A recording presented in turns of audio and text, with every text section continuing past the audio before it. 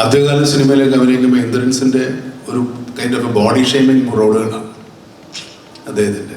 അത് അന്നത്തെ കാലം. ഇന്നത്തെ കാലത്തെ പുള്ളി അഭിനയം കൊണ്ട് എല്ലാവരെയും ഷെയിമായിക്കൊണ്ടിരിക്കുക. ഈ സിനിമയിലെ ഈ ട്രെയിലർ ലോഞ്ചിന് ഞാൻ വരാൻ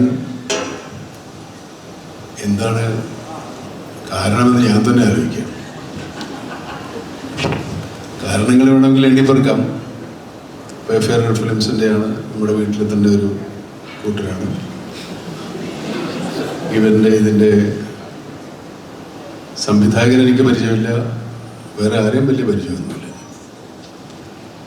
നിർമ്മാതാക്കളെയും പരിചയമില്ല. വെഫെയർ ഇതിനു മുമ്പ് വേറെ ഒരുപാട് പടം കൊടുത്തിട്ടുണ്ട്, എവിടെ ഞാൻ പോയിട്ടില്ല. പക്ഷെ ഈ പടത്തിന് വന്നത് എന്താണെന്നാണ് ഞാൻ ഈ പടത്തിന് വിളിക്കാൻ വന്നപ്പോൾ എന്ത് ധൈര്യത്തിലാണ് വിളിക്കാൻ വന്നത് എനിക്ക് അറിഞ്ഞുകൂടാ. കാരണം ഞാൻ വേറെ എങ്ങും പോയിട്ടില്ലാത്തതുകൊണ്ടല്ല, എന്നെ പേടിച്ച് ഞാൻ കടുവ പോലെയൊന്നുമല്ല. പുള്ളി വന്ന് ചുമ്മാ രസം, എനിക്കങ്ങനെ കുഴപ്പമുണ്ട്, എൻ്റെ കഥ ചകഞ്ഞ് നോക്കുന്ന പരിപാടി. ഞാൻ ഈ സിനിമയുടെ കഥ ഇങ്ങനെ ചകഞ്ഞ് കഴിഞ്ഞ് കുറേ കഥ ഇങ്ങനെ ഏകദേശം അവസാനം വരെ പറഞ്ഞു. എനിക്ക് കേട്ടപ്പോൾ എനിക്ക് തോന്നിയത് സിനിമ പൂർണ്ണമായിട്ട് ഇയാൾ പറയുന്ന പോലെ തിയേറ്റർ സ്ക്രീനിൽ വന്നാൽ ഇതുവരെ ഇങ്ങനെ ഒരു സിനിമ ഉണ്ടായിട്ടുണ്ടാവും.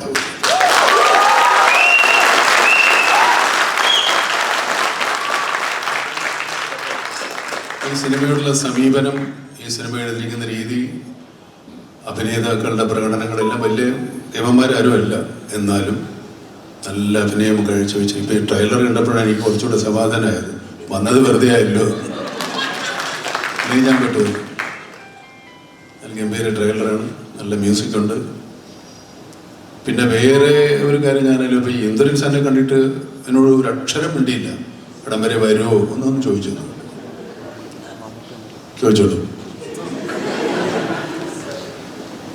ഞാൻ ഇന്ദ്രൻസ് ആദ്യകാല സിനിമയിലേക്ക് അഭിനയിക്കുമ്പോൾ ഇന്ദ്രൻസിൻ്റെ ഒരു കൈൻഡ് ഓഫ് ബോഡി ഷേമിങ് റോളുകളാണ് അദ്ദേഹത്തിൻ്റെ. അത് അന്നത്തെ കാലം. ഇന്നത്തെ കാലത്തെ പുള്ളി അഭിനയം കൊണ്ട് എല്ലാവരെയും ഷെയിമായിക്കൊണ്ടിരിക്കുക.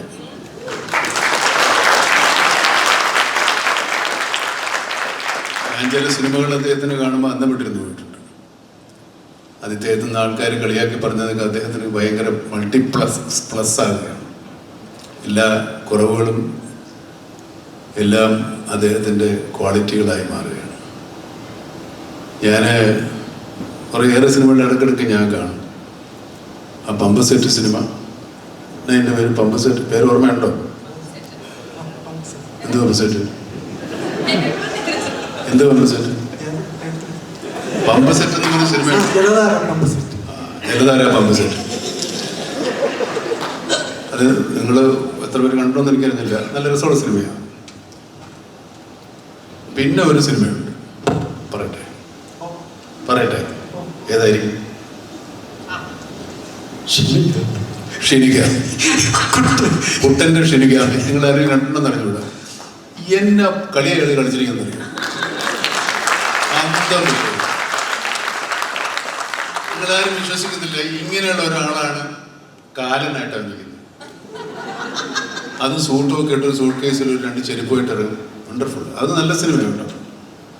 അതിനകത്ത് മറ്റേ ഇടുക്കി ജാഫറും ഇങ്ങേരും കൂടെ ഞാനാ നീവെന്ന് പറഞ്ഞ് അത്രത്തോളം നല്ല പ്രകടനം കഴിച്ചിട്ടുള്ള ആൾക്കാരാണ്. നമുക്ക് ഈ നടന്മാരുടെ കുറവുകൊണ്ടല്ല, നടന്മാരുടെ ഗുണം മാത്രമെന്നല്ല ഞാൻ പറയുന്നത്. ഒരുപാട് നല്ല കഥകളും കഥാപാത്രങ്ങളും അഭിനയിക്കാൻ അവസരങ്ങളുള്ള കഥയും കഥാപാത്രങ്ങളും മലയാളത്തിൽ ഉണ്ടാകുന്നുണ്ട്. അത് നമ്മുടെ ഭാഗ്യമോ നമ്മുടെ പ്രേക്ഷകരുടെ ഭാഗ്യമോ അവരുടെ സഹകരണമോ പ്രോത്സാഹനമോ ഒക്കെ തന്നെയാണ് എല്ലാ സിനിമയും അങ്ങനെ വളരുന്നത്. ഈ സിനിമയ്ക്ക് അവർക്ക് എന്താണെന്ന് അറിയില്ലാത്തൊരു കാര്യം കൊണ്ടാണ് ഞാൻ വന്നത്. ഈ സിനിമയെ ഒന്ന് പരിചയപ്പെടുത്താൻ കൂടിയാണ് എൻ്റെ വരവ്. സിനിമയെ പറ്റി ഒരുപാട് പറഞ്ഞ് പരിചയപ്പെടുത്താൻ പറ്റില്ല. സിനിമയും ഉണ്ട് ഈ സിനിമയിൽ. അങ്ങനെ 3 സിനിമയുണ്ട്. ഒരു സിനിമ, സിനിമയോടൊത്തൊരു സിനിമ, പിന്നെ ഒരു സിനിമ. അത് പറയുമ്പോൾ ഞങ്ങൾക്കൊന്നും സാധാരണ പോലെ തോന്നുമായിരിക്കും. അതൊരു വലിയ ഒരു അത്ഭുത പരിപാടിയാണ്, വൻ പരിപാടിയാണ്. അപ്പോൾ ഇവരെടുക്കുന്നതെന്ന് പറഞ്ഞപ്പോൾ ഞാൻ ഇത് കഥ കേട്ടപ്പോൾ ഞാൻ പറഞ്ഞു കുഴപ്പം വരില്ലെന്ന് ഞാൻ അവർക്ക് ഗ്യാരണ്ടി കൊടുത്തിട്ടുണ്ട്. ഏതായാലും ഇങ്ങനെയുള്ള സംരംഭങ്ങളുടെ ഭാഗമാകാൻ നമുക്ക് സാധിച്ചില്ലെങ്കിൽ ഇങ്ങനെയൊക്കെയെങ്കിലും ഇതോട് നമ്മൾ ചേർന്ന് നിൽക്കണമെന്നുള്ളത് കൊണ്ടാണ് ഞാൻ വന്നത്. അതുകൊണ്ട് സിനിമ ഇത് കാണുന്ന പ്രേക്ഷകരും എന്നെ കേൾക്കുന്ന ആളുകളും ഈ സിനിമ ഉപേക്ഷിക്കരുത്. Thank you so much, Mamoka.